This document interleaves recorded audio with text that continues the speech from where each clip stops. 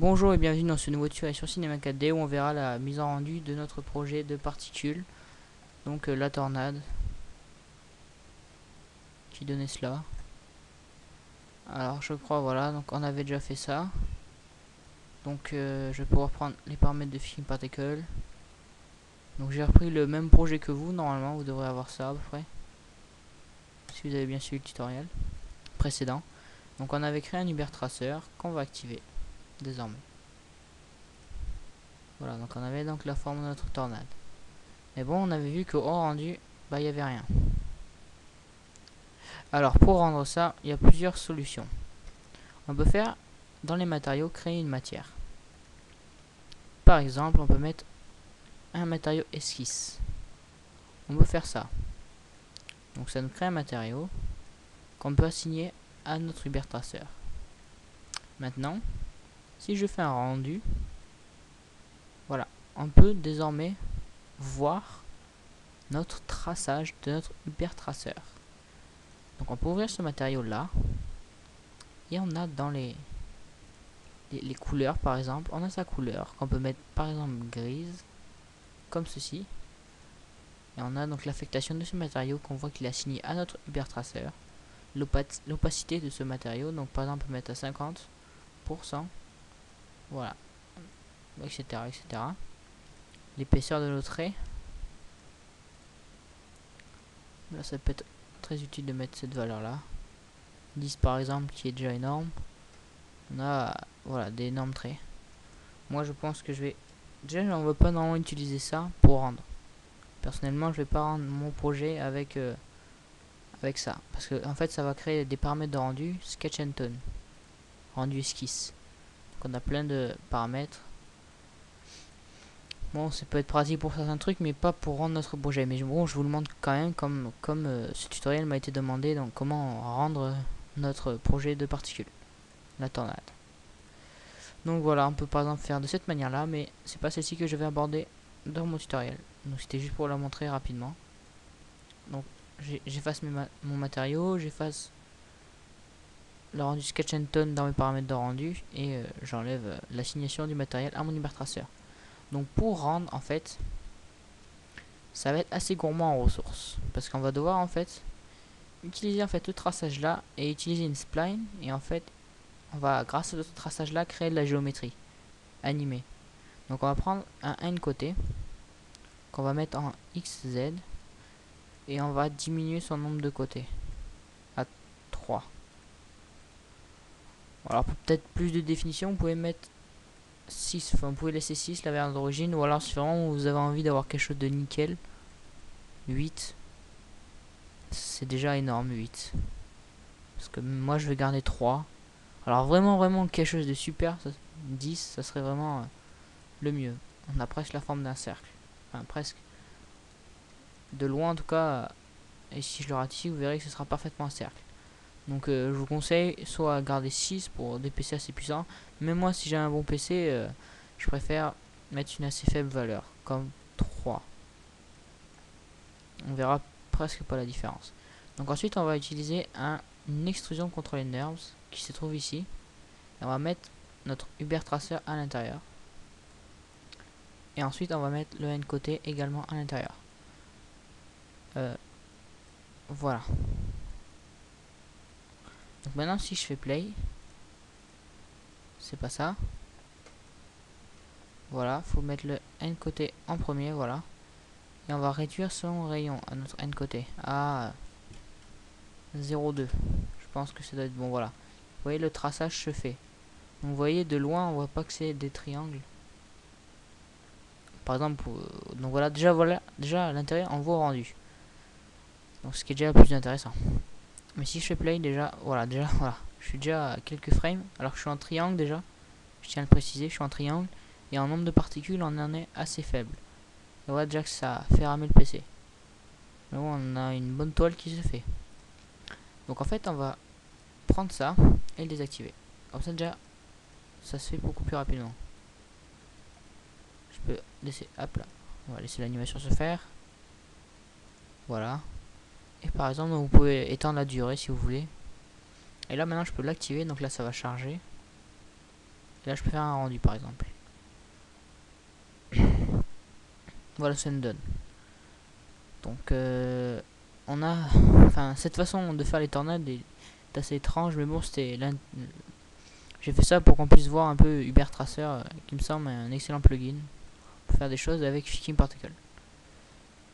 Mais bon, on verra pas cet effet filaire ensuite.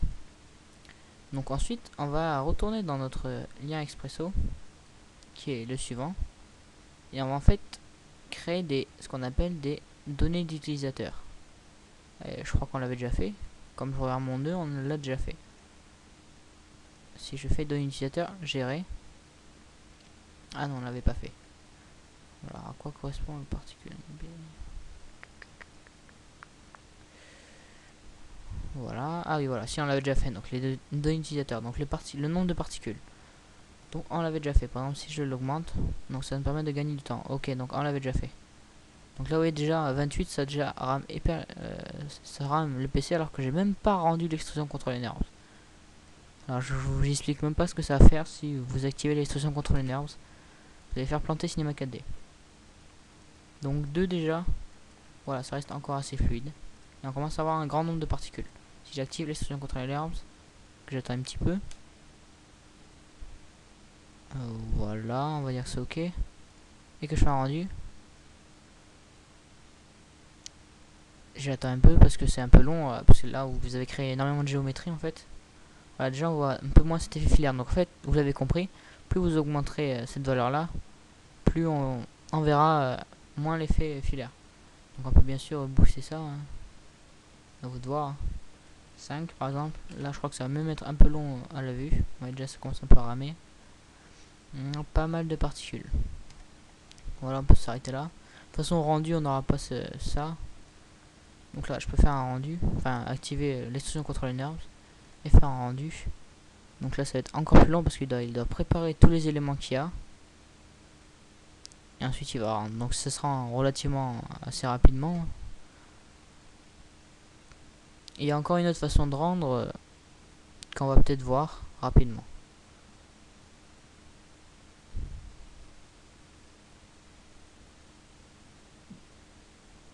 Voilà.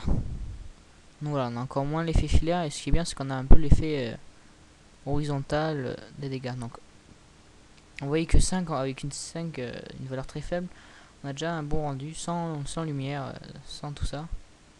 Donc on viendra augmenter ça par la fin. Au rendu final, je vous conseille de mettre par exemple, allez, pour exagérer, on pourrait mettre 20 voire 30. Mais vraiment exagéré. 30 ça serait vraiment pour vraiment plus voir cet effet filaire. Et vraiment combler toute la forme et avoir une super tornade avec ça serait vraiment super, ce serait l'idéal, mais bon, les temps de rendu longs et les temps de rendu longs, voilà, ce serait plus vous augmenterez, meilleur sera votre rendu, mais plus long sera votre rendu.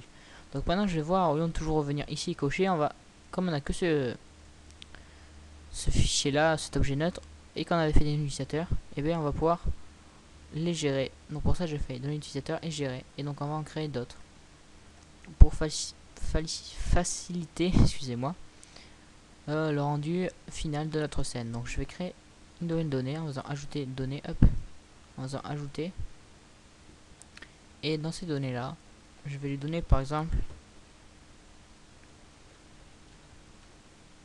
rendu pour faire mon rendu à la fin. Dans type de données on va prendre une case à cocher. Donc ça paraît assez logique. Et la valeur par défaut ce sera décoché. Vous voyez, on fait ok. Maintenant voilà, j'ai mon rendu avec ma case. Donc je peux retourner dans Expresso et faire on va trouver un peu de place à ce niveau là.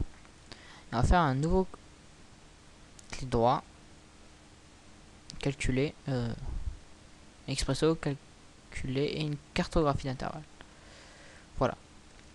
Alors maintenant ce qui va être un peu chiant, ça va être déjà d'ici de mettre donc dans un clic ici, donner utilisateur et prendre donc mon rendu. Donc ça on va rapidement le lier au rendu. Et maintenant on va devoir chercher un peu parce que on va devoir prendre notre extrusion contrôlée NURBS, la faire glisser déjà. On va trouver, faut trouver donc ici dans base en fait, là on a activé ici qui est un raccourci à ce niveau là. Vous voyez, je désactive, j'active, je désactive. Donc il va falloir trouver justement l'activer de cette extrusion contrôlée NURBS. C'est ça qui est un peu chiant. Donc je vais aller ici et on va faire caractéristiques de l'objet et activer. Ben voilà, il n'y a pas eu trop à chercher finalement. Voilà, donc là on a simplement à cocher et je crois que normalement ça devrait être correct. Si je prends ça, ah, normalement ça devrait être bon, ça devrait marcher. On devrait pas avoir de problème. On va décaler ça là et réduire ça. Voilà. Donc après vous pouvez encore plus ajouter des fonctions avec les noms utilisateurs. Donc là par exemple si je vais dans TP et que je vais dans mes données utilisateurs rendu, logiquement si je fais un rendu ça devrait marcher. Voilà, c'est nickel, ça marche. Et là si je décoche, voilà, ma scène se refait de façon fluide.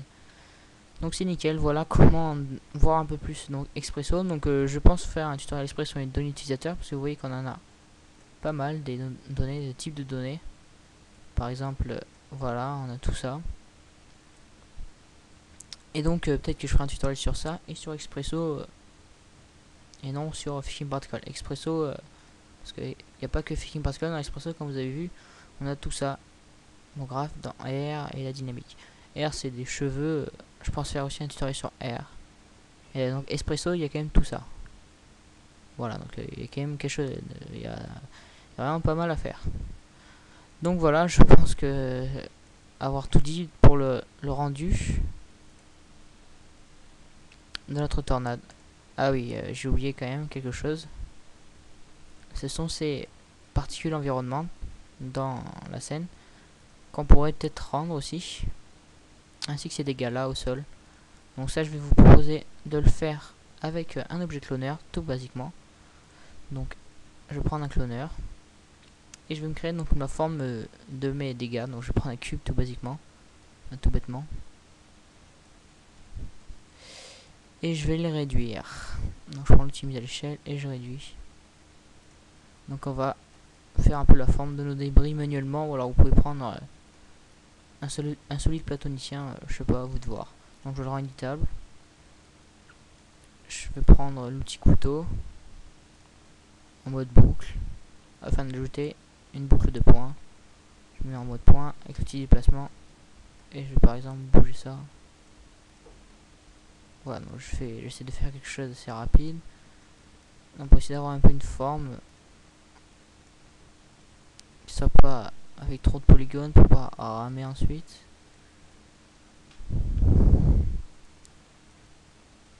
Donc voilà, quelque chose de très très moche qui pourrait donc être par exemple nos dégâts, nos débris, comme vous voulez. Donc je vais prendre cet objet là et on va l'appeler débris et on met cet objet là dans le cloneur. Le cloneur on le met en mode objet et l'objet ça sera par exemple notre groupe de particules. Donc on va aller dans simulation, simuler et Fishing Particle et les paramètres. Donc on va prendre base, donc inter, c'est quel groupe ça? Ah oui, c'est là qui est à l'intérieur, c'est vrai. Donc on va prendre ambiance, le mettre. Voilà, donc là vous voyez, si je fais mon rendu, j'ai donc mes particules ici autour. Donc après il faut activer les autres. Donc on va prendre ce cloneur là, CTRL C, enfin vous faites un contrôle et vous le mettez en haut, enfin de dupliquer, ou CTRL C, CTRL V. Et par contre ici on peut mettre donc les débris qui peuvent être légèrement plus petits. Et inversion les autres qui peuvent être légèrement plus gros. Voilà, donc c'est à vous de voir après la taille, il suffit de faire l'outil mise à l'échelle. Donc ça c'est bon, on a tous nos particules. Vous voyez, donc mes débris, etc. etc. Donc, vous pouvez même faire un traçage avec ces particules là. Mais ça va exploser le PC, enfin ça va pas exploser mais bon ça va risque de faire encore plus ramer. par exemple, on peut prendre donc le Uber Tracer et le ajouter dans TraceLink B, l'ambiance.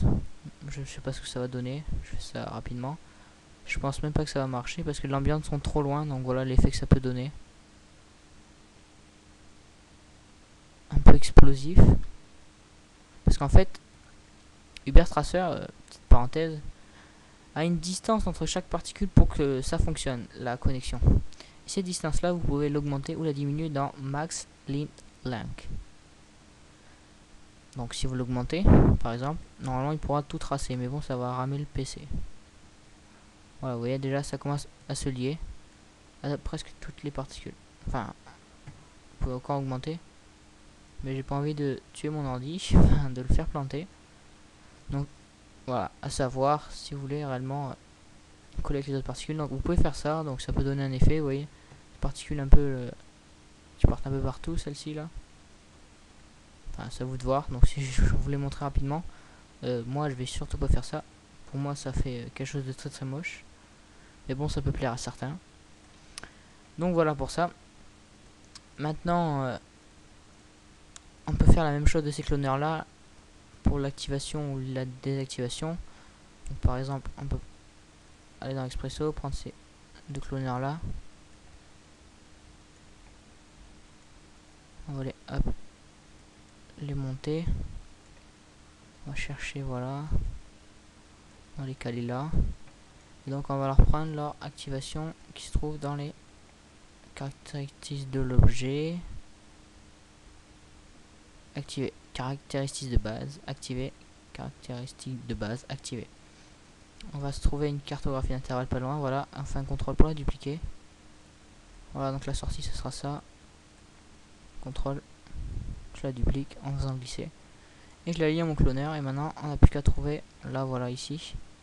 Donc je vais peut-être me bouger ça un peu. Et lier l'entrée avec le rendu. Et mon rendu. Voilà, comme ça, normalement ça devrait être décoché. Si tout va bien. Je devrais pas les voir. Voilà. Je n'ai rien. Vous voyez au niveau de mes particules.